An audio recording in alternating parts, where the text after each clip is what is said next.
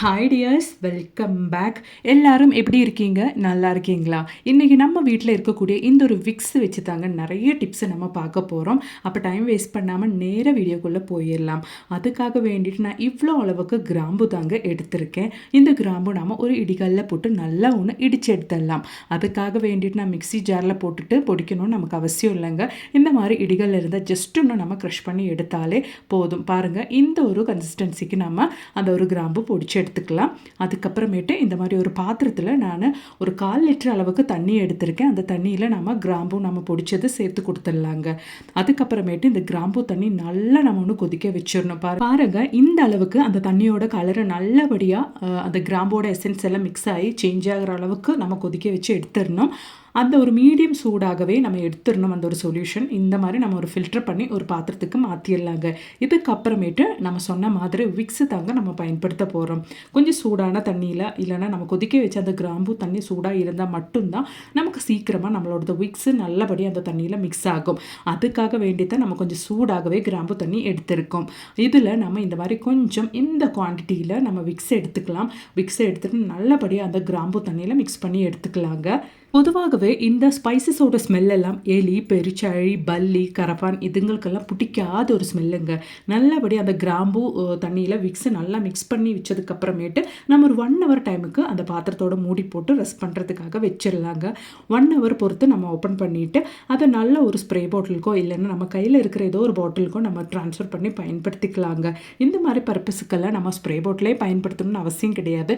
இந்த மாதிரி hand wash கூட நம்ம ஹேண்ட் வாஷ் பாட்டில் கூட இந்த மாதிரி பர்பஸுக்கு யூஸ் பண்ணி நம்ம பயன்படுத்திக்கலாம். பாருங்க, நான் என் கையில் இருந்து ஒரு ஹேண்ட் வாஷ் பாட்டிலுக்கு தாங்க இந்த ஒரு சொல்யூஷன் ரெடி பண்ணி ஊற்றுறேன். நல்ல கிராம்பு ஸ்மெல்லும் அது மாதிரி விக்ஸோட ஸ்மெல்லும் ரொம்ப நல்ல காட்டாகவே இருக்குங்க.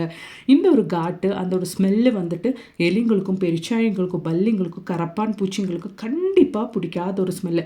அது மட்டுமே இல்லைங்க, இந்த ஒரு சொல்யூஷனோட ஸ்மெல்லுக்கு கொசு, பொடி, இங்கே தொல்லை எல்லாம் நம்ம வீட்டில் இருக்கவே இருக்காதுங்க. மெயினாக நம்ம கிச்சனில் இந்த ஒரு சொல்யூஷன் நைட்டு வேலையெல்லாம் முடிச்சதுக்கு அப்புறமேட்டு நம்ம ஸ்ப்ரே பண்ணி க்ளீன் பண்ணி விட்டுட்டோம்னா நமக்கு நம்ம கிச்சனில் கரப்பான் தொல்லை, பல்லி தொல்லை, எலி தொல்லை எதுவுமே இருக்காதுங்க. கண்டிப்பாக நீங்கள் ட்ரை பண்ணி பாருங்கள். நல்லா அந்த ஒரு சொல்யூஷன் நீங்கள் ஸ்ப்ரே பண்ணி இந்த மாதிரி நீங்கள் க்ளீன் பண்ணி விட்டாலே போதுங்க. அந்த ஒரு கிராம்போட ஸ்மெல்லுக்கும் விக்ஸோட ஸ்மெல்லுக்கும் அதுக்கப்புறமேட்டு நம்ம வீட்டு கிச்சனில் எலி, பல்லி, கரப்பான், கொசு எதுவுமே பார்க்க முடியாதுங்க. அதே மாதிரி நம்ம கிச்சன் சிங்க்லேயும் நைட்டு வேலையெல்லாம் முடிச்சதுக்கு அப்புறமேட்டு இந்த ஒரு சொல்யூஷன் நீங்கள் ஸ்ப்ரே பண்ணி விட்டுட்டிங்கன்னா அந்த கிச்சன் சிங்கோட பைப்பு வழி வர பிராணிங்க தொல்லை எல்லாம் நமக்கு இருக்காதுங்க. கண்டிப்பாக ட்ரை பண்ணி பாருங்கள். பிடிச்சிருந்தா மறக்காமல் உங்கள் ஃப்ரெண்ட்ஸ் அண்ட் ஃபேமிலி கூட ஷேர் பண்ணுங்கள் ஃப்ரெண்ட்ஸ். அப்போ இனி நமக்கு நம்மளோடது அடுத்த டிப் ஒன்று பார்த்துடலாம். அதுக்காக வேண்டிட்டு ஒரு 1/4 டீஸ்பூன் அளவுக்கு சோப்பு பவுடர் தாங்க நான் எடுத்திருக்கேன். அதோடவே ஒரு 1/4 டீஸ்பூனுக்கு அளவுக்கு நம்ம ஒயிட் கோல்கேட் கூட சேர்த்து கொடுத்துடலாம். இந்த ஒயிட் கோல்கேட்டும் அது மாதிரி சோப்பு பவுடரும் நம்ம நல்லா ஒன்று மிக்ஸ் பண்ணலாம். அதுக்கு முன்னாடி நம்ம சிந்தட்டிக் வினிகர் கொஞ்சம் ஊற்றிக்கலாங்க. நம்ம ஊறுகாய்க்கெல்லாம் பயன்படுத்துகிற அந்த வினிகர் தான் நான் இதில் ஊற்றியிருக்கேன். இதுக்கப்புறமேட்டு இந்த 3 இன்க்ரீடியண்ட்டும் நல்லபடியாக நம்ம மிக்ஸ் பண்ணிக்கலாம். சிந்தட்டிக் வினிகர் 1 டீஸ்பூன் அளவுக்கு நீங்கள் ஊற்றிக்கோங்க. அதுக்கப்புறமேட்டு இது மாதிரி நல்லா நீங்கள் ஒன்று பீட் பண்ணி எடுத்துக்கோங்க. நல்லா மிக்ஸ் பண்ணிக்கோங்க. அதில் நம்ம ஜஸ்ட் ஒரு பால்ஸ் நான் ரெடி பண்ணுறதுக்காக வேண்டிட்டு கொஞ்சம் ஆட்டை பவுடர் நம்ம சேர்த்து கொடுத்துடலாங்க. ஆட்டைப்பொடி அப்படி இல்லைன்னா அரிசி பொடி, மைதை பொடி எது வேணாலும் நீங்கள் சேர்த்து கொடுத்துடலாம். இந்த மாதிரி நல்லா மிக்ஸ் பண்ணிவிட்டு கையால் குட்டி குட்டி பால்ஸை நம்ம மிக்ஸ் பண்ணி எடுத்துடலாங்க. இந்த ஒரு மிக்ஸு இந்த நம்ம ரெடி பண்ணுற இந்த ஒரு ரெமடி போதுங்க. உங்கள் வீட்டில் எலி தொல்லை, பெருச்சாழி தொல்லையெல்லாம் ரொம்பவே ஜாஸ்தியாக இருக்குதுன்னு நீங்கள் நினச்சிட்டிங்கன்னா அதை கொல்லாமல் உங்கள் வீட்டில் எப்பவுமே வராதபடி நீங்கள் செய்யணும் அப்படின்னு ஆசைப்பட்டுட்டிங்கன்னா இந்த ஒரு டிப்ஸ் உங்களுக்கு ரொம்பவே யூஸ்ஃபுல்லாக இருக்குங்க. கண்டிப்பாக ட்ரை பண்ணுங்கள். நீங்கள் பயன்படுத்தின நீங்கள் இல்லைன்னா இந்த ஒரு ரெமெடி நீங்கள் செஞ்ச அன்னைக்கே உங்களுக்கு ரிசல்ட் கிடைக்கணும்னு அவசியம் இல்லை. கண்டினியூஸாக ஒரு வாரம் நீங்கள் ட்ரை பண்ணி பாருங்கள். 100% அதுக்கப்புறமேட்டு உங்கள் வீட்டு பக்கமே எலி, பெருச்சாழி எல்லாம் எட்டியே பார்க்காதுங்க. பாருங்கள், நம்ம நல்லா மிக்ஸ் பண்ணி அந்த மாவை இந்த மாதிரி ஒன்று நம்ம ரெடி பண்ணி எடுத்துட்டோம்.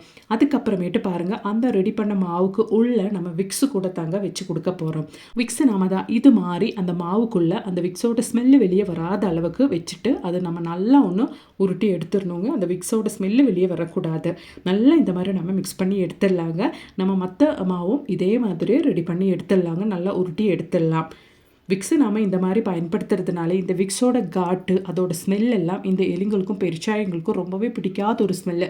அது மட்டுமே இல்லாமல் இந்த விக்ஸு நம்ம பயன்படுத்தி ரெடி பண்ண இந்த பால்ஸ் அவங்க சாப்பிட்டுச்சுன்னா அதுங்க வயிற்றுல எல்லாம் ரொம்பவே தொல்லையாக இருக்கும், வயிறெல்லாம் வீர்த்து ரொம்பவே அவதிப்படுங்க. அதனாலேயே இது சாப்பிட்ட இடத்துக்கு அது திரும்பி வரவே வராதுங்க. பாருங்கள், நம்மக்கிட்ட இருக்கிற மாவுலெல்லாம் நான் விக்ஸு போட்டு இந்த மாதிரி பால்ஸாக உருட்டி எடுத்துட்டேன். நம்ம இப்படியே வச்சு கொடுத்தா கண்டிப்பாக எலியும் பெருச்சாயும் இது வந்து சாப்பிடாதுங்க.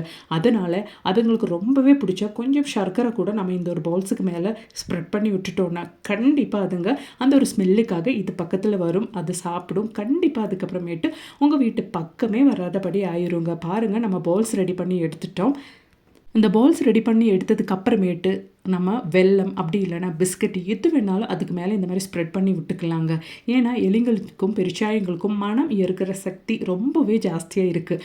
அதனால இந்த பிஸ்கட்டோட ஸ்மெல்லு மாவோட ஸ்மெல்லுக்கெல்லாம் இது பக்கத்தில் வருங்க. அதுக்கப்புறமேட்டு கண்டிப்பாக அந்த பால்ஸ் அதுங்க சாப்பிடும். அதுக்கப்புறமேட்டு உங்கள் வீட்டு பக்கமே வராதபடி ஆயிருங்க.